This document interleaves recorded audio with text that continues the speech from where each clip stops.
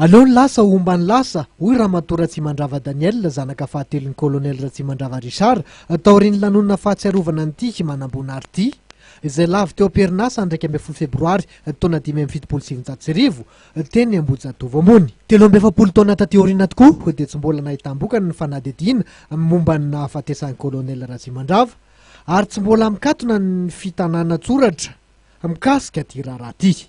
Sorana no atolotra hatrany ny mpitondra fanjakana malagasy fikarakarana izao lanonana izao zany izay mitondra fankahirezana tokoa amin'ny fianakaviana ary indrindra ho antsika vahoaka malagasy ka didiko dia angamba eo amin'ny 20 taona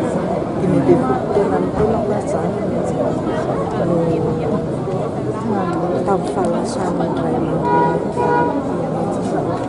aloha mba ny zarina teo satria majary mavesatra koa le izy tantara hatrany hatrany ny lasa fa aloha no avy no jerena zany.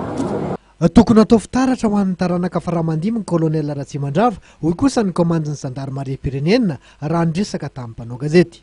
Izay tokoa no tokony ahatonga sainantsika 17 taona aty aoriana aty ka ny fitiavan-tanorazana dia tsy fiteny sy atao filaza fotsiny ny hoe ny fiarovana ny tombotsoa ambonin'ny firenena fa na hamonjana ny aina izany dia tokony izay no tanjona eo amin'ny olo-pirenena malagasy tsirairay avy dia ny hafatray dia tsotra fakatahaka ny colonel Richard Ratsimandrava. Fa nanamarika ny lanonam-pahatsiarovana ny colonel Ratsimandrava Richard teny Ambohijatovo omaly ny fotoam-pivavahana ny arahana tamin'ny fianakaviam-ben'ny zandarmarie-pirenena sy ny fianakavian'ity colonel maty teo am-perinasa ty.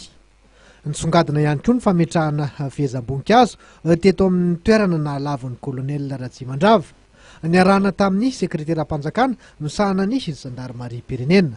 Nzaraina valopy fanampiana ihany koa ny fianakavian'ireo zandary lavo am-perinasa miisa 17 tamin'ny taona 17 hatramin'izao fotoana iainantsika izao.